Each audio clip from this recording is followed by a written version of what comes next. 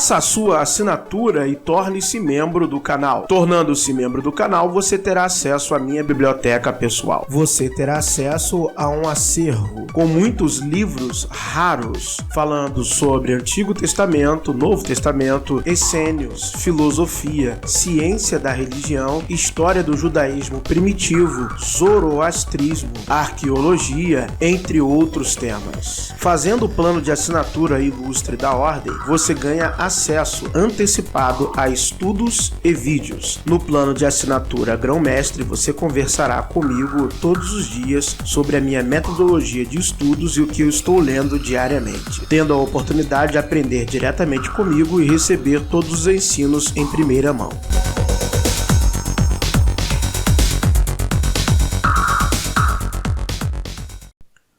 Olá, meus ilustres amigos e amigas!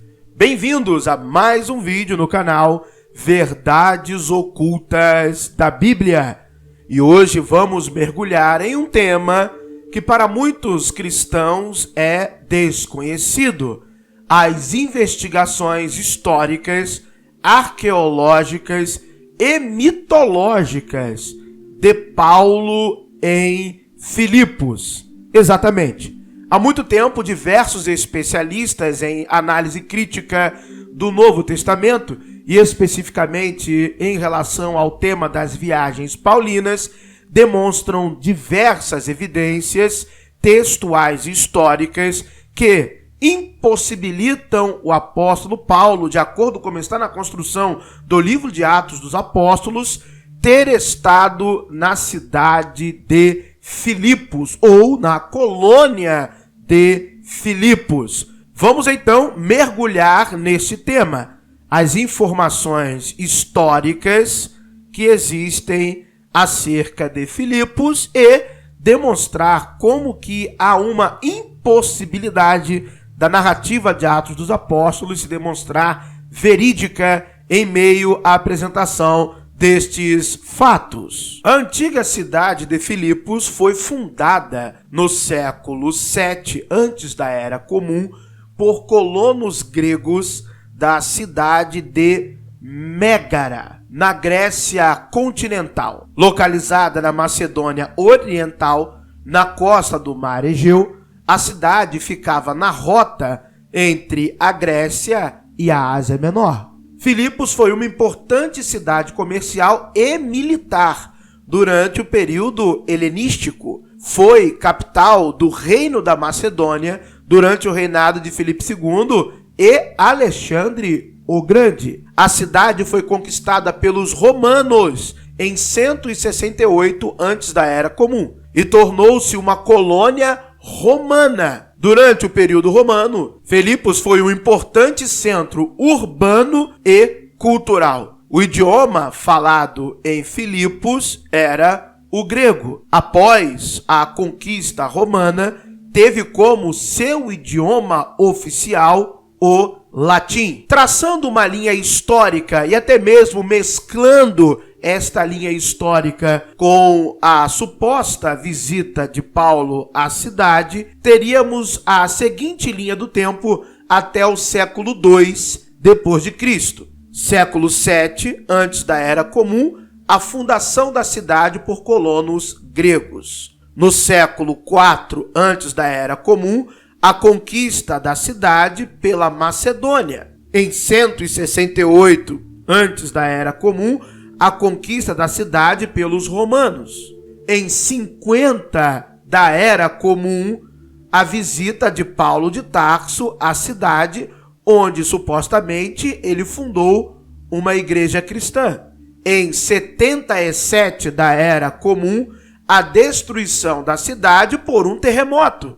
No século II da Era Comum a reconstrução da cidade pelos romanos. Em 2016, a cidade foi declarada Patrimônio Mundial da Unesco. Hoje, as ruínas da cidade podem ser visitadas na chamada moderna cidade de Kavala, na Grécia. Resumindo, a cidade de Filipos foi um importante centro urbano e cultural durante o período helenístico e romano, e a cidade foi um importante centro do cristianismo primitivo e é um importante local de peregrinação para os cristãos. Mas a cidade foi um importante centro do cristianismo primitivo porque Paulo esteve literalmente lá ou por causa das histórias que circularam de que Paulo esteve lá? Foi Paulo ou foram as histórias ou as histórias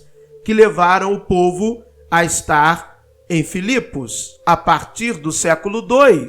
Bom, Atos 16, 13 a 15 irá nos informar o seguinte: e no dia de sábado saímos fora das portas para a beira do rio, onde se costumava fazer oração, e assentando-nos, falamos às mulheres que ali se ajuntaram.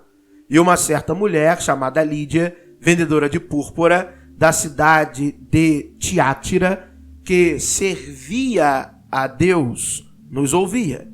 E o Senhor lhe abriu o coração para que estivesse atenta ao que Paulo dizia. E depois que foi batizada, ela e sua casa nos rogou, dizendo: se haveis julgado que eu seja fiel ao Senhor, entrai em minha casa e ficai ali. E nos constrangeu. De acordo com o relato do livro de Atos dos Apóstolos, estes são os primeiros passos do apóstolo Paulo na cidade de Filipos, ou na colônia de Filipos. O capítulo 16 de Atos dos Apóstolos nos informa que Paulo chega até ali por causa de uma visão, especificamente no versículo 9 do capítulo 16. E Paulo teve de noite uma visão, em que se apresentou um homem da Macedônia e lhe rogou, dizendo: passa a Macedônia e ajuda-nos. No versículo 12, especificamente do mesmo capítulo 16, estará bem explícito informando que Paulo, então, vai para Filipos. Preste muita atenção nas informações que lhe trarei agora. Se o que Paulo conta fosse algo de fato histórico e não uma construção literária, seria muito curioso que a anômala colônia romana, uma colônia que era conhecida como Colônia Victrix Philippensium, tenha sido a primeira campanha evangelizadora na Europa. A visão nos conta explicitamente no mesmo capítulo 16 de Atos dos Apóstolos que Paulo foi chamado para a Macedônia, para supostamente salvar as almas macedônias. O homem que fala até ele é um homem macedônio e não colonos romanos. Para agravar a dificuldade, mesmo que ordenado em um sonho por um macedônio, é o que o texto diz. O primeiro convertido foi uma mulher, Lídia, que curiosamente não é macedônia, mas da cidade de Tiátira, na Ásia Menor, e mais casualmente ainda, pertence a uma região chamada Lídia, como explica a própria construção textual. Uma dificuldade em Filipos para qualquer evangelista oriental como Paulo era que o idioma oficial era o latim e não o grego. Se falava grego em Filipos, óbvio, mas o idioma oficial era o latim, já que foi colonizada pelos veteranos romanos das guerras da Dácia. Exatamente isso. Filipos era uma das 4 colônias romanas na Macedônia. As outras eram Dion, Pela e Casandrea. Exatamente. E era governada sob a lei municipal de Roma por 2 oficiais militares. romanos, os duúmviri, nomeados a partir da capital. Seu caráter marcial dificilmente seria um incentivo para o evangelismo. A competição religiosa em Filipos era intensa e a cidade estava particularmente bem abastecida de santuários antigos. As divindades egípcias, introduzidas no século III antes da Era Comum, Ísis, Serafis e Horus, Harpócrates, foram adicionadas Artemis, Hermes e Cibele do período helenístico, Apolo, Silvano Baco e Júpiter do lado romano. Uma dificuldade adicional para um inovador judeu é que em Filipos não tinha sinagoga judaica e os judeus eram provavelmente poucos. No entanto, sabemos que o apóstolo dos gentios sempre procurou os judeus locais, embora previsivelmente rejeitasse sua mensagem. Então é algo que eu fico impressionado como que as pessoas não percebem quando estão lendo Atos dos Apóstolos. Primeiro que o apóstolo dos gentios é Pedro. Segundo o próprio livro de Atos dos Apóstolos, Pedro declara no concílio de Jerusalém que ele foi chamado para pregar aos gentios. E aí nós vemos uma construção da literatura paulina de que coloca Pedro para a circuncisão e ele, Paulo, é dos gentios. Mas aí o próprio apóstolo dos gentios, na construção do livro de Atos dos Apóstolos, ele só procura primeiro os judeus. Então, me mostra onde está isso em Atos dos Apóstolos. Vamos lá, vou falar aqui os capítulos e os versículos. Por exemplo, em Salamina, Atos 13:5. Antioquia da Pisídia, Atos 13:14. Icônio, Atos 14:1. Em Éfeso, Atos 18:19. Bereia, Atos 17:10. Em Atenas, Atos 17, versículo 16 e 17. Corinto, Atos 18:1. Na verdade, quando ele deixa Corinto, passa mesmo por Anfípolis e Apolônia, populações grandes também, para chegar a Tessalônica. Então vamos ver aqui, lendo o capítulo 17, versículos 1 e 2. Então só reforçando aqui, o próprio livro de Atos dos Apóstolos deixa claro que o apóstolo dos gentios procura judeus. Mas aí começam as conjecturas, as invenções, né? As explicações invencionices religiosas. Não, mas ele sendo judeu, ele vai procurar pessoas da própria língua para se alimentar, para comunicar.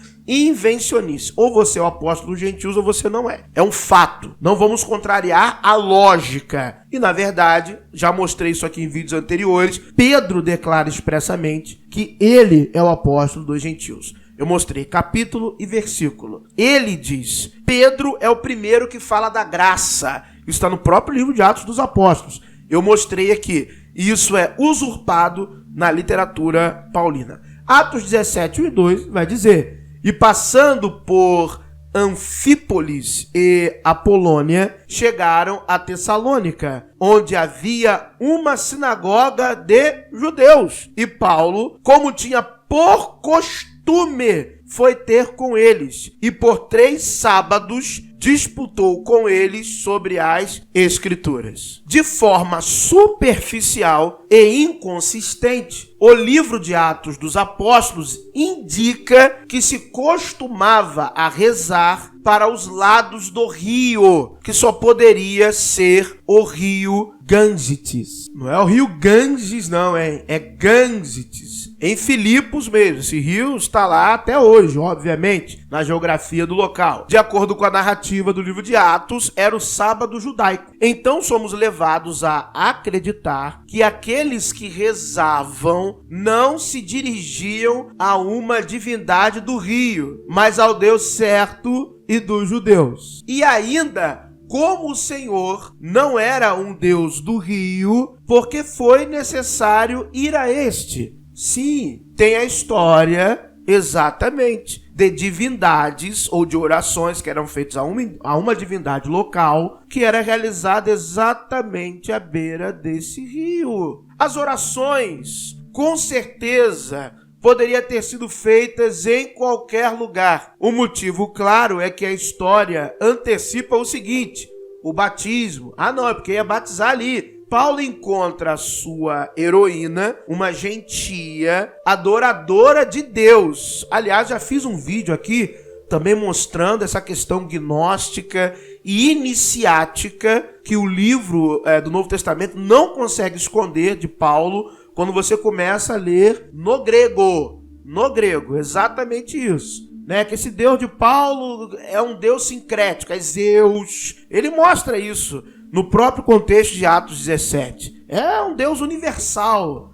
Por isso que a igreja católica, o católico quer dizer o quê? Universal. Exatamente isso. Surpreendentemente, ela já é uma adoradora de Javé. Por isso, seu trabalho é muito mais fácil. De fato, ridiculamente fácil. Foi muito diferente da conversão dos judeus de coração duro, quanto ela cobrou para que estivesse atenta ao que Paulo dizia, não sabemos. Mas, implicitamente, ela e sua família aceitaram a nova religião em um instante. Bom, e quem é essa mulher? Quem é essa Lídia? Podemos nos aprofundar em alguma informação só pelo nome dela? Bom, Paulo deixou o país de Lídia, na Ásia, e de forma muito casual, ao norte da Grécia, teve sua primeira conversão, uma mulher chamada Lídia, também, e que por coincidência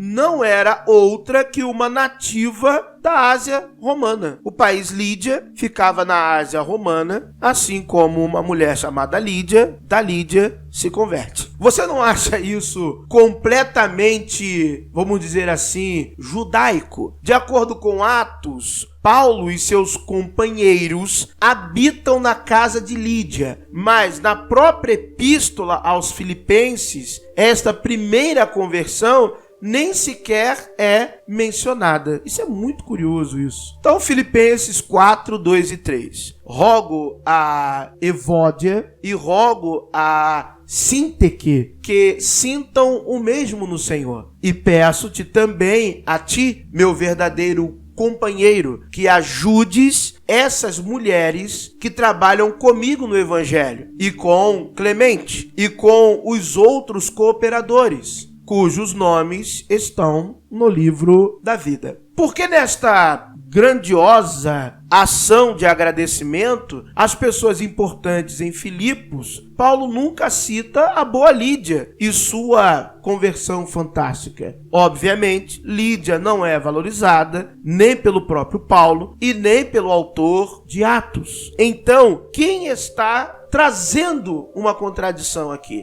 E há mais simbolismo religioso na escolha dos nomes na carta. Evódia, semelhantemente a Eudóxia, boa aparência, e Sinteque, que significa destino comum. Então nós estamos falando de personagens que realmente estavam ali no auxílio em Filipos, ou nós estamos falando de Paulo falando de forças que se moviam ou que se direcionavam em fazer com que o ensino acontecesse em Filipos? Será que Paulo não está falando de determinadas entidades que ele nomeava no seu próprio tipo de gnose? É uma questão a se perguntar. Claro, os mais estudiosos. Óbvio, os especialistas, que eu estou lendo informações de especialistas. Óbvio, quem realmente é um pesquisador. Óbvio, para quem realmente questiona e quer saber a verdade. Não é para quem segue de manada o que pseudo-líderes religiosos falam em cima dos seus púlpitos com suas mentiras. Tiátira Epíton. Tem mais. Lídia é da cidade de Tiátira, vendedora de púrpura. Atos 16, 14. Mas a púrpura não se vendia a qualquer um. Era um privilégio da realeza e um símbolo do poder. Era também extremamente cara e não era adequada para ser vendida em uma pequena cidade provincial. Quem seriam Ah, mas é porque é uma rota comercial, mas você não tem previsibilidade de em que momento você vai conseguir vender este produto. Fora outras questões, que nós não vamos entrar aqui nas questões comerciais, porque não é a intenção do vídeo. Mas vamos continuar. Estas escolhas literárias têm valor simbólico e não real. Tiátira era uma população no coração industrial da Ásia Romana, uma cidade conhecida pela sua proliferação de associações trabalhistas, cada uma com sua divindade patrona favorita. A cidade é citada no Apocalipse de João, onde a atividade de culto é representada por uma profetisa fornicadora chamada Jezabel.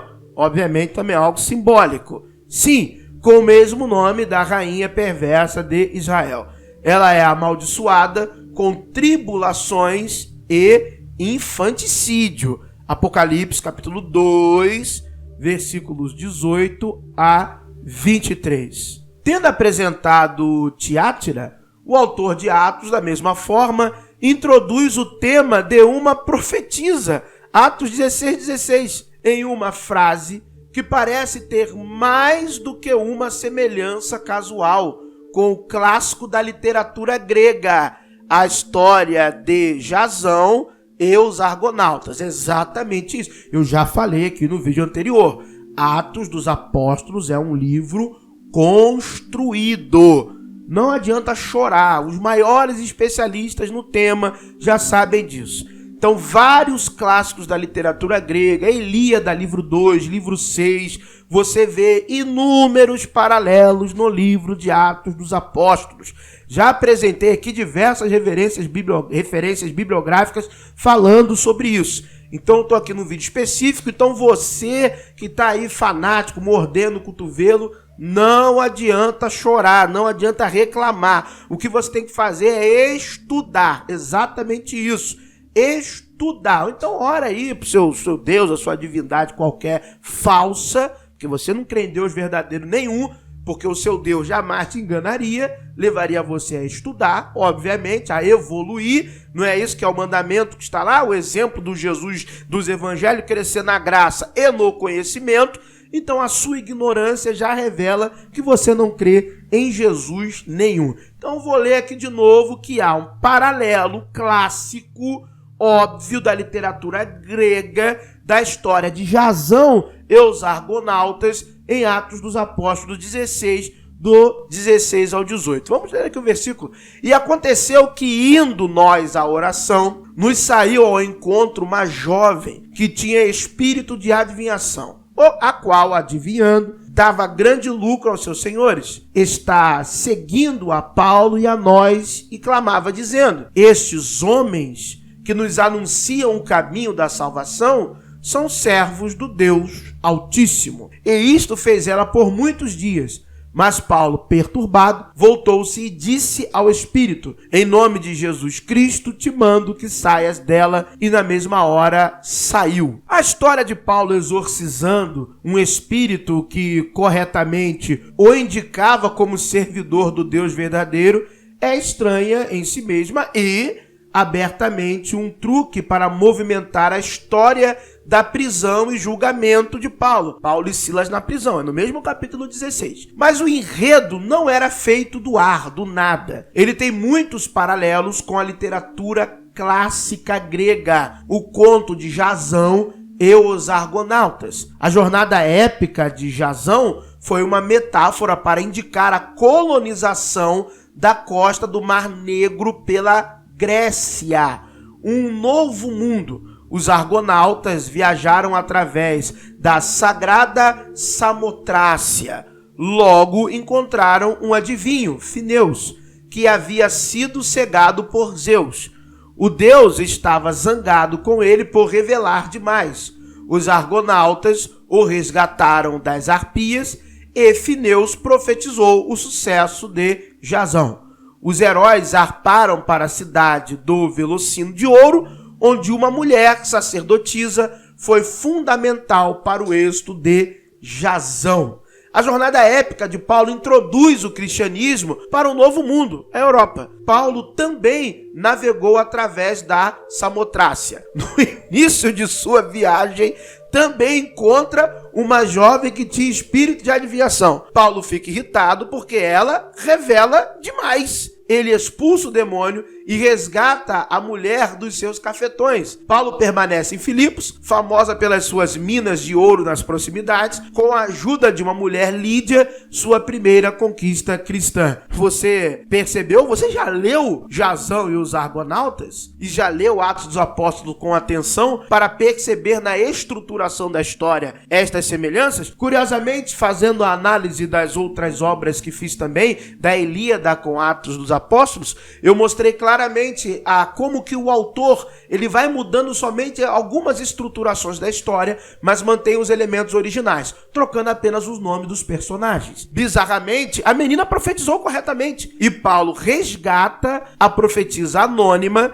expulsando o espírito dela, o seu espírito guia ou de profecia. A escolha das palavras para o exorcismo é altamente significativa. Em Atos 16:16, o original grego, que se perdeu nas traduções posteriores, a menina está possuída pelo espírito Piton. Exatamente isso. Lê no grego, meu amigo, lê no grego. No português, o pessoal vai só te enrolando. Espírito de adivinhação, espírito maligno. Por que não põe espírito de Piton? Porque se botar espírito de Piton, você consegue rastrear o paralelo.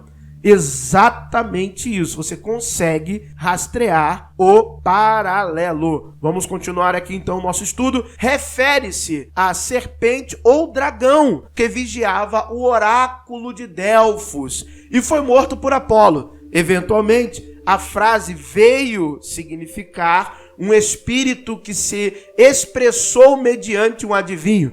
O exorcismo de Paulo da Piton provocou a ira dos amos, charlatões, na realidade, da adivinha, dando um pretexto para o seguinte episódio: uma noite na prisão e a mini paixão de Paulo. Exatamente, porque você vai se assemelhar muito esse episódio à paixão de Cristo. É só você ter um olhar atento. É só você ter um olhar atento. Ah, mas Jesus foi crucificado. Tá, tudo bem, Paulo não foi, mas foi para a prisão, foi açoitado.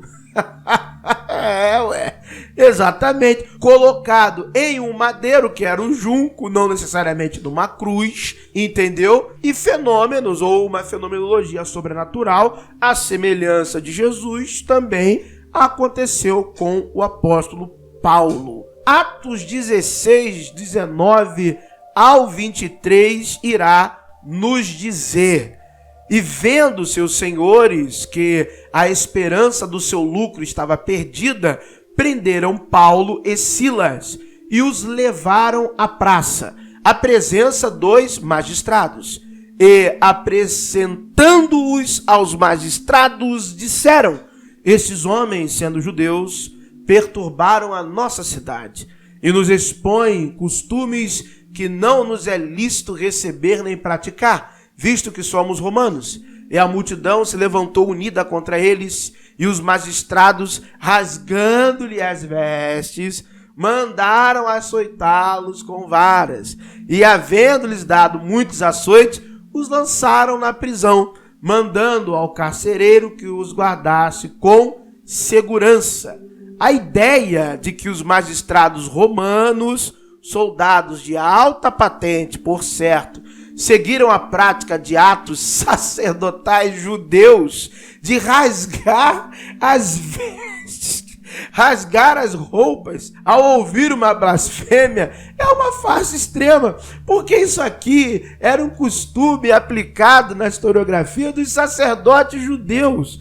Por que os oficiais romanos de alta patente, que não tem nada a ver com o contexto judaico, com a cultura judaica, iriam simplesmente rasgar as vestes?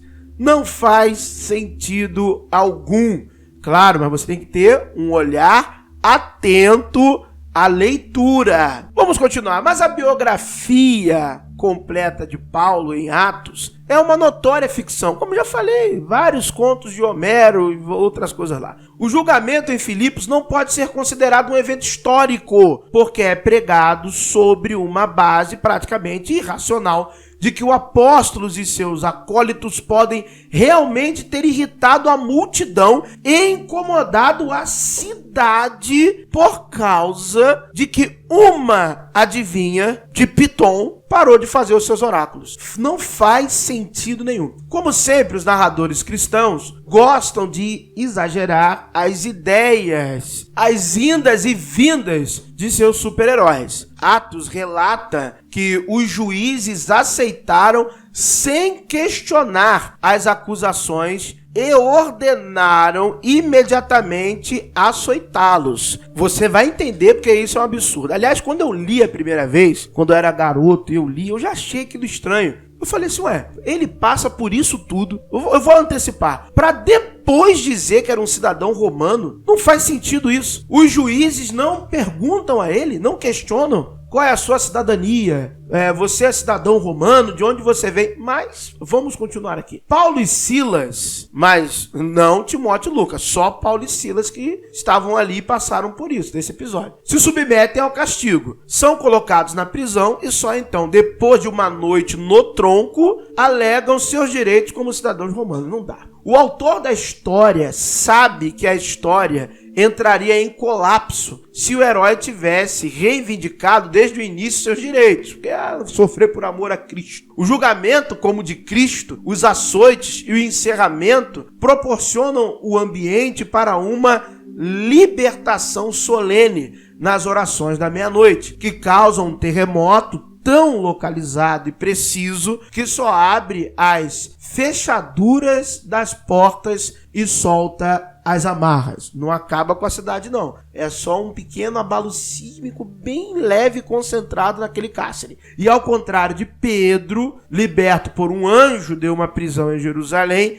que sai correndo, Paulo ainda vai batizar um convertido. Você quer que eu fale a verdade disso tudo aqui também? Do construto? É algo muito estoicismo, não é verdade?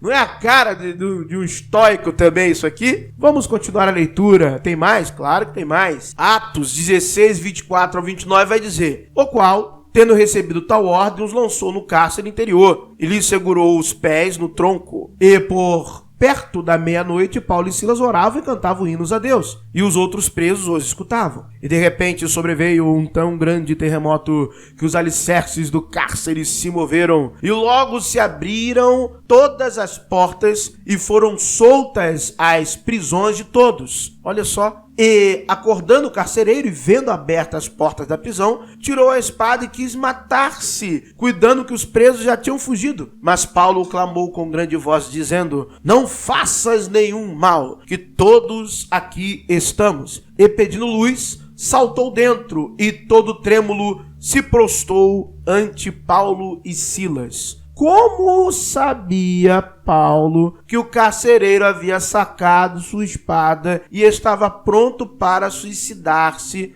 ao não vê-los? Como isso? Não estava tudo escuro? Não estava tudo escuro? Vamos lá. Como poderia o carcereiro, convertido por essa obra miraculosa, haver atribuído o movimento sísmico à oração de Paulo, se estava dormindo? Explica isso. O cara... Não, esse terremoto é a oração de Paulo. Rapaz, tem que estar atento. Tem que estar muito atento. Ainda em Atos dos Apóstolos, capítulo 16, versículos 30 ao 40, veremos o seguinte: e tirando-os para fora, disse: senhores, que é necessário que eu faça para me salvar? E eles disseram: crê no Senhor Jesus e serás salvo, tu e a tua casa. E lhe pregavam a palavra do Senhor e a todos os que estavam à sua casa. E tomando-os ele consigo naquela mesma hora da noite, lavou-lhe os vergões e logo foi batizado ele, todos os seus, e levando-os à sua casa, lhes pôs a mesa, e na sua crença em Deus alegrou-se com toda a sua casa. E sendo já dia, os magistrados mandaram quadrilheiros, dizendo: soltai aqueles homens. E o carcereiro anunciou a Paulo estas palavras, dizendo: os magistrados mandaram que vos soltasse. Agora, pois, sai e ide em paz. Vou fazer uma pausa aqui. O terremoto não abalou a prisão, só as algemas. Havia cárcere ainda, mesmo após um terremoto, que só solta os cadeadinhos das mãos. Mas não... Deixa eu continuar, vai. Mas Paulo replicou: açoitaram-nos publicamente, e sem sermos condenados. Somos homens romanos, nos lançaram na prisão, e agora encobertamente nos lançam fora. Não, não será assim. Mas venham eles mesmos e tirem-nos para fora. E os quadrilheiros foram dizer aos magistrados estas palavras, e eles temeram, ouvindo que eram romanos. E vindo, lhes dirigiram súplicas. E tirando-os para fora, lhes pediram que saíssem da cidade. E saindo da prisão, entraram na casa de Lídia, e vendo os irmãos, os confortaram e depois partiram. Uma pergunta: teriam realmente os juízes, profundamente irritados com eles, tê-los libertado por causa de um micro terremoto, sendo eles presos judeus? Mandou soltar, mas mandou soltar por quê? Por causa do micro terremoto da história? Bom, vamos continuar. A história sugere que Paulo estava simultaneamente na casa do arrependido carcereiro, comendo carne e rindo e feliz e falando de Jesus, comendo pão, se divertindo, presta atenção, petulantemente se recusando a deixar a prisão. Como é que explica isso? Vamos lá, vamos fazer igualzinho o pessoal faz para conjecturar as mentiras. Não, porque ali o carcereiro já tinha levado Paulo de volta para a prisão. A prisão que não desmoronou com o terremoto. Foi todo mundo de volta para a prisão. Calma aí, pô. Não ofende a inteligência, não faça isso. Não ofenda a inteligência, não faça isso. Não faça isso, tá bom? Não faça isso. Vamos lá. E ainda mais, né? O Paulo, ele queria que houvesse uma retratação pessoal pelos juízes. Versículos 35 e 36. Mesmo assim, Paulo vai para a casa de Lídia para depois partir. As razões são claras. A autoridade apostólica é superior à civil. É isso que esse texto está tentando construir. Toda a história é um pastiche de construções literárias. Paulo se digna a sair de Filipos só depois de permanecerem alguns dias. Ele deixou a cidade, mas sem deixar um traço histórico de sua passagem. Tudo isso aconteceu e nós não temos um registro mais histórico de que ele esteve por lá. Ok, meus amigos, não há nada de histórico da passagem de Paulo em Filipos. Muito obrigado por ter assistido a este praticamente um documentário, nem um vídeo, no canal Verdades Ocultas da Bíblia. Que o verdadeiro Deus abençoe a todos. Bom, se você não crê em um Deus, tudo bem, que a sorte e a fortuna lhe acompanhem. Obrigado por assistir mais um vídeo. Se inscreva no canal.